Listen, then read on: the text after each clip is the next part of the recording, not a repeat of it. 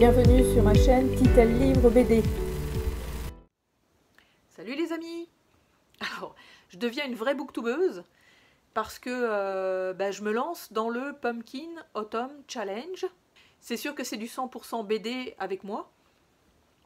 Mais c'est ça, j'ai décidé de me lancer dans ce challenge parce qu'il y a quelques temps de ça, en fait, j'avais fait un mini challenge par moi-même, finalement, je l'avais inventé moi-même, de lire cette BD 7 jours. Vous pouvez aller voir la vidéo si ça vous tente. J'avais trouvé l'exercice quand même assez intéressant parce que ça m'oblige à faire diminuer ma pile à lire. Et puis, c'est chouette de lire les choses qu'on a achetées quand même. Enfin, il y a quelque chose là-dedans. Hein. Donc, je suis bien contente de démarrer ça. J'ai voulu faire un test en fait hier, en voyant une des vidéos, je me suis dit pourquoi est-ce que j'appliquerais pas ce challenge-là sur de la BD uniquement, sans être vraiment convaincue en fait que les thèmes pourraient trouver écho en fait dans les bandes dessinées que j'ai dans ma bibliothèque. Puis finalement, en y réfléchissant un petit peu, en faisant le tour de tout ce que j'ai à lire, je me suis rendu compte qu'il y en a quand même quelques-unes en fait qui rentrent dans les catégories. Par contre, j'ai pas fait comme les personnes qui font les romans en fait, qui peuvent en mettre 12 dans une catégorie. J'ai mis une bande dessinée par catégorie parce que je veux vraiment faire ce challenge-là jusqu'au bout en fait. Je veux vraiment lire les BD. Donc il y a une bande dessinée par catégorie, sauf la dernière catégorie qui elle en a deux. Parce qu'effectivement il y avait comme deux thèmes qui étaient vraiment intéressants à lire et qui correspondaient effectivement vraiment très portrait à deux mots-clés différents dans cette catégorie-là. Donc j'ai décidé en fait d'en mettre deux. On verra si je lis les deux. On verra bien. Donc on va démarrer tout de suite. Bon, sachez que ce challenge-là en fait est constitué de 4 tableaux avec 3 ou 4 catégories, ça dépend des tableaux. Ça donne à peu près une douzaine de livres en fait à choisir. Moi je pense que j'en ai sélectionné 14, si je ne me trompe pas, 14 BD. Donc on commence tout de suite avec le tableau 1, qui est Automne frissonnant. La catégorie 1, le titre est Viens flotter avec nous, qui fait référence en fait au roman de Stephen King, qui est ça. Les mots-clés sont horreur, thriller, clown, épouvante, fantastique et rouge. Alors j'ai choisi une bande dessinée qui est un petit peu particulière parce que c'est une bande dessinée qui a été financée par les lecteurs du site sandaway.com. Donc là on parle en fait de la pluie des corps. On parle de la pluie des corps, donc scénarisé par Florian Kittard et dessiné et couleur par Anaïs Bernabé. Ça a l'air assez étrange. La quatrième de couverture dit « Un jour d'automne sans vie ni soleil, une pluie d'hommes nus troue les nuages et s'abat comme une malédiction sur un village isolé. » Ça a l'air un peu creepy, en fait, honnêtement. Puis quand on regarde les dessins, effectivement, où il y a des trucs, j'aime bien le dessin est quand même assez classique, mais il est beau pareil. Puis ça a l'air sombre, ça a l'air bizarre, ça a l'air étrange, ça a l'air vraiment bizarre. Donc j'ai hâte de la lire, cette bande dessinée-là. Ce que je vais faire aussi pour définir mes catégories, en fait, je vais faire 1.1, 1.2, 1.3, 2.1, etc. Parce que je m'en mêle sinon. J'ai fait un petit essai avant, puis c'est un peu la catastrophe. Donc, nous allons passer à la catégorie 2. Donc le 1.2, tableau 1, catégorie 2, dont le titre est L'enfer des backrooms, avec les mots-clés dimension parallèle, cryptique, labyrinthe, internet, légende urbaine, mystère. Donc là j'ai été plus vers un thriller, dimension parallèle, j'avais vu mystère aussi parce que j'ai vu le film en fait avant de lire cette bande dessinée là, qui est donc Shutter Island, donc dessiné par Christian Demeter et scénarisé par Denis Lehane. Ça existe aussi en roman, c'est tiré du roman en fait, écrit par Denis Lehane. C'est chez Rivage Casterman Noir. Là on va suivre effectivement 2 détectives privés qui vont arriver sur une île et qui vont mener une enquête en fait, c'est un asile psychiatrique qui est sur cette île-là, et c'est tout bizarroïde, il y a des retours, je pense, dans le passé, enfin c'est tout mélangé. Ça peut être un petit peu mêlant, mais on peut s'y retrouver. Les dessins, ça donne ça. C'est un petit peu particulier. C'est vraiment dans des tons beige marron, en fait, un petit peu. Donc ça va donner ça. J'ai hâte aussi de la commencer. Je sais que j'avais beaucoup aimé le film. Donc on va voir ce que donne la BD. Ensuite, ma catégorie 3. Donc le 1.3, dont le titre est Perfectly Splendid. Donc les mots-clés sont fantôme, famille, manoir, possession, gothique et drame. Là j'ai choisi en fait j'ai plus été vers fantôme, voire possession, voire drame, parce que j'avais envie de lire depuis un petit moment en fait Les Petites Distances. Donc ça c'est scénarisé par Vero Caso, si je ne me trompe pas, c'est ça, Vero Caso, et le dessin est de Camille Benyamina, c'est chez Casterman. On va avoir ce parallèle-là entre une femme qui habite chez elle en fait, qui est hantée par un fantôme, par un gars, en fait, qui s'attache à elle beaucoup. Je ne sais pas trop où ça va mener, mais c'est assez intriguant. Je sais que j'ai vu quelques planches et effectivement ça va quand même loin dans l'intimité. En fait, je pense qu'il est vraiment amoureux de cette femme-là. Je vais essayer de vous choisir des... Donc ça donne ça au niveau dessin. C'est pas trop ma tasse de thé au niveau dessin, mais de plus en plus je m'habitue à ce genre de graphisme, donc j'aime bien. J'imagine que ça va être assez intéressant comme histoire, donc Les Petites Distances. Ensuite on attaque la catégorie 2, donc le tableau 2, qui est Automne, douceur de vivre, avec la catégorie 1, qui est intitulée en fait Something Wicked This Way Come. Et les mots-clés sont Halloween, octobre, automne, fête foraine, enfance et cauchemar. C'est sûr que ça peut rejoindre en fait un peu Halloween, mais c'est surtout enfance et cauchemar que j'ai choisi. J'ai choisi une bande dessinée en 3 tomes, qui est un petit peu particulière, qui s'appelle Obscurcia. C'est donc scénarisé par David Borio, le dessin est de Steven Dont, et les couleurs sont de Johan Guillot. Donc ça c'est le premier. Le tome 2 c'est celui-ci, donc on peut voir qu'il y a des créatures un peu étranges en fait. Le tome 3 c'est celui-ci. Les dessins en fait sont chouettes, donc ça parle en fait de l'histoire d'une quête dans un monde peuplé de souvenirs, de monstres gigantesques et de doudous oubliés. C'est vraiment, ça suit vraiment Alex qui a 12 ans en fait, qui fait beaucoup de cauchemars. Sa mère est internée, son père en fait est souvent absent. Les dessins ça donne ceci. C'est un peu bizarroïde mais ça va être vraiment intéressant. J'imagine que on va partir dans un monde onirique, étrange, bizarroïde, avec des créatures bizarres aussi. Donc j'ai hâte de lire cette bande dessinée-là que j'ai aussi depuis un certain temps dans ma bibliothèque. Alors, la catégorie 2, si je ne me trompe pas, oui c'est ça, la catégorie 2 de Automne, douceur de vivre, c'est donc, le titre est donc Poupée de souvenirs automatique à votre service. Ne me demandez pas ce que c'est, j'ai aucune idée. Les références, certaines références en fait qu'elle donne en titre qui sont beaux comme tout, j'adore ces titres. Je suis pas trop en fait, je sais pas trop où elle veut en venir, mais c'est pas grave. Je suis en fait les mots-clés qui sont donc pour cette catégorie 2.2 qui est épistolaire, correspondance, sentiment, émotion, amour, deuil, gratitude et guérison. Donc là, moi, le thème principal pour la BD que j'ai choisi, c'est plus amour, mais ça pourrait aussi basculer sur la guérison, sur le deuil, la gratitude, etc. J'ai choisi en fait la bande dessinée scénarisée et dessinée par Jean Bishop, qui est donc Mon ami Pierrot. C'est chez Glénat. Donc là, je pense qu'on va suivre une jeune fille en fait qui a des amours en fait très toxiques. Probablement qu'elle rencontre des gens qui ne lui vont pas du tout et qu'il faut qu'elle en guérisse. J'ai hâte de la lire. Je sais que j'ai vu des critiques vraiment excellentes. Je pense qu'elle est promise à quelqu'un, puis finalement elle rencontre un clown ou quelqu'un en fait qui est un ami Pierrot finalement. Et j'imagine qu'elle va découvrir plein de choses sur elle-même et sur cet homme-là, sur sa façon de percevoir l'amour aussi. Donc ça j'ai hâte de la lire. Alors, ma catégorie 3 maintenant, toujours du tableau 2, qui est donc qui porte le titre La Dame Chouette des îles bouillantes. Encore une référence que je ne sais pas à quoi ça correspond, mais c'est pas grave, je trouve le titre encore une fois très très joli. Les mots-clés sont sorcière, magie, malédiction, école, parcours initiatique et amitié. Là j'ai choisi en fait une bande dessinée qui aurait pu aussi être dans une autre catégorie, mais j'ai choisi de la mettre de cet endroit-là parce que je pense que ça peut être un parcours initiatique.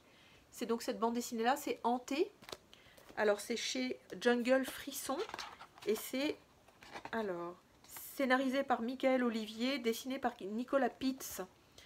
Alors, là on parle de Tilda qui a perdu sa sœur dans un accident, qui se retrouve dans un refuge en fait pour jeunes adolescents. Puis c'est lors d'une séance de spiritisme improvisée, tout bascule, elle voit en fait le fantôme de sa sœur. Puis il y a une chasseuse de fantômes qui va s'en mêler, elle va essayer en fait probablement d'essayer de retrouver sa sœur. Le dessin est chouette. Le dessin est vraiment chouette aussi. Puis ça c'est une bande dessinée que j'ai aussi depuis un petit bout dans ma bibliothèque. Il faut que j'arrive à la lire. Donc c'est drôle parce qu'elle voit des fantômes. Donc ça c'est pour la catégorie 2.3. La catégorie 2.4, c'est un petit peu particulier parce que c'est la loi fondamentale de l'échange équivalent avec les mots-clés. Enfin, il n'y a pas de mots-clés cette fois-ci parce qu'il faut partager une lecture commune, un film ou un jeu vidéo. C'est sûr que moi je joue pas beaucoup à des jeux vidéo, j'y ai joué beaucoup mais j'y joue plus trop, j'ai plus le temps en fait. C'est aussi bête que ça. Puis, mais un film, c'est sûr que j'aurais pu réfléchir, mais je me suis pas posé la question, donc je vais zapper la catégorie. Donc ça nous va fait basculer au tableau 3, qui porte le titre Automne des bois et au-delà. Donc la catégorie 1, c'est Pomme alors, c'est le goût de la tarte aux amandes. Je crois que c'est tiré en fait du livre de Mémoire de la forêt, dont je me souviens plus l'auteur, je vous le mettrai en incruste. Les mots-clés en fait pour cette catégorie 3.1 sont donc animaux, mémoire, intergénérationnel, thé, gourmandise, altruisme, tendresse, aide, guide. Il y en a quand même un petit paquet. J'aurais pu mettre 12 millions de BD là-dedans, mais j'en ai choisi une qui rejoint plus l'intergénérationnel, l'aide, l'altruisme, la mémoire aussi probablement. Donc là j'ai choisi en fait de vous présenter Les Pays d'Amir. C'est donc scénarisé par Séverine Vidal. Les dessins et couleurs sont de Adriane Huelva. C'est chez Grand Angle. Donc là on va suivre en fait un réfugié syrien qui en fait perd tout dans un incendie de squat malheureusement. Il va rencontrer Solange qui est une infirmière, puis pour le moment il va se lier d'amitié avec cette personne-là et rentrer petit à petit dans sa famille. Et il va effectivement prendre la place du monsieur, du père en fait de Solange, qui est un bonhomme aigri au racisme bien ancré, ça promet. Ça va promettre pour les relations en fait intergénérationnelles finalement. Puis Amir va proposer en fait de prendre la relève au restaurant de cet homme-là. Donc je pense que ça va être encore une histoire qui va me faire découvrir plein de choses, des réactions humaines, etc. Donc j'ai hâte aussi de m'y mettre. Ensuite, ma catégorie 3.2, qui est donc la légende de la hache noire. Encore une référence que je ne connais pas. Les mots-clés sont médiéval, chevaleresque, quête, épopée, illustrée et fantaisie. Je dirais les 4 derniers thèmes, donc quête, épopée, illustrée, fantaisie, correspondent bien à cette bande dessinée-là, qui est un tome 2. J'ai lu le tome 1 il y a quand même un certain temps maintenant. Puis j'ai envie de me lancer dans le tome 2 parce que le tome 1, j'avais vraiment beaucoup aimé. C'est quand même relativement jeunesse, mais c'est génial. Enfin, c'est vraiment super, super comme tout. L'univers est mignon comme tout, les dessins sont chouettes. Donc là, le deuxième tome, c'est L'ombre de l'oiseau. Donc c'est dessiné et scénarisé par Tim Probert. Et c'est chez Gallimard Bande Dessinée. Je vais vous montrer en fait quelques planches. Donc ça donne ça. On suit en fait cette petite fille-là qui part à la quête en fait, c'est magnifique, qui part à la quête en fait pour retrouver son père adoptif qui est un cochon.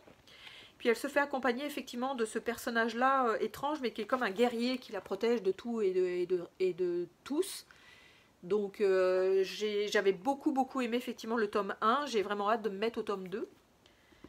Ensuite, la catégorie 3.3 qui porte le titre « La mélodie infernale de la corne de chasse » avec les mots-clés monstre, créature, wyvern, je ne sais pas trop à quoi ça correspond, expédition, aventure. Là j'ai encore choisi une bande dessinée en 3 tomes qui est donc plus tournée vers créature, expédition et aventure. J'ai choisi de vous présenter Le Veilleur de brume. Donc ça c'est scénarisé, dessiné en fait par plein de monde parce que c'est tiré d'un animé qui porte le même titre, donc Le Veilleur de brume. Là c'est édité par Graphitoon. Donc ça c'est le tome 1. Le tome 2 c'est Un monde sans ténèbres. Et le tome 3 c'est Retour à la lumière. J'avais adoré en fait l'animé, donc quand j'ai vu que la bande dessinée était sortie, je me suis dit il faut absolument que je me la procure. Les dessins sont chouettes. J'ai préféré les dessins dans l'animé parce que c'est plus précis, je pense. Ça semble moins crayonné. Il faudrait que je le revoie. Mais on suit en fait ce petit personnage-là, donc ce petit cochon, qui est donc un gardien, le gardien des brumes. Il garde une ville qui est barricadée en fait d'une grande muraille, qui est parsemée en fait de moulins à vent pour repousser en fait les brumes qui sont mortelles. Je pense qu'à un moment donné, il doit y avoir un moulin qui doit tomber en panne ou quelque chose, donc il est obligé de partir à l'aventure. Il va partir aussi avec des petits compagnons. On va voir ce que ça va donner. Je me souviens même plus de l'histoire que j'avais vue dans l'animé, puis tant mieux, parce que la BD en fait reprend cette histoire-là, mais effectivement sur papier. Donc j'ai hâte de commencer cette bande dessinée-là aussi. En catégorie, la dernière catégorie du tableau 3, qui est donc toujours automne des bois et au-delà, la catégorie 3.4, qui porte le titre Rocket Raccoon on the Run, avec les mots-clés mutation, expérience scientifique, science-fiction, chasseur de primes, gardien et galaxie. J'ai choisi une bande dessinée qu'il faut que je lise depuis un petit moment. J'avais commencé le roman, j'avais eu extrêmement du mal à rentrer dans l'action parce que c'est un roman un petit peu particulier. C'est de la science-fiction, c'est du dystopique, c'est de l'extraordinaire. Il y a plein de choses là-dedans.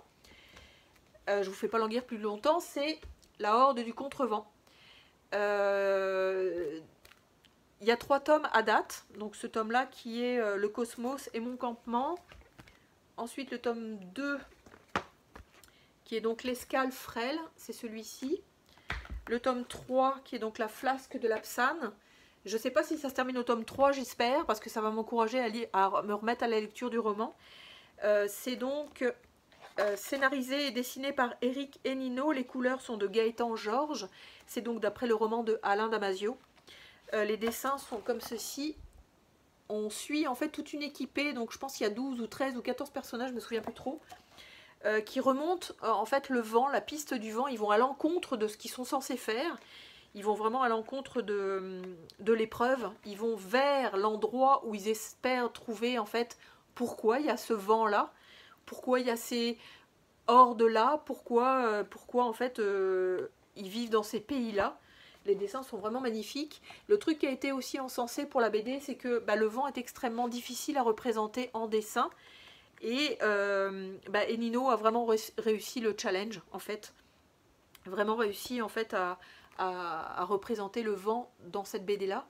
Donc j'ai hâte aussi de commencer, en fait, l'aventure. Donc on passe maintenant au tableau 4, qui est donc Automne rayonnant.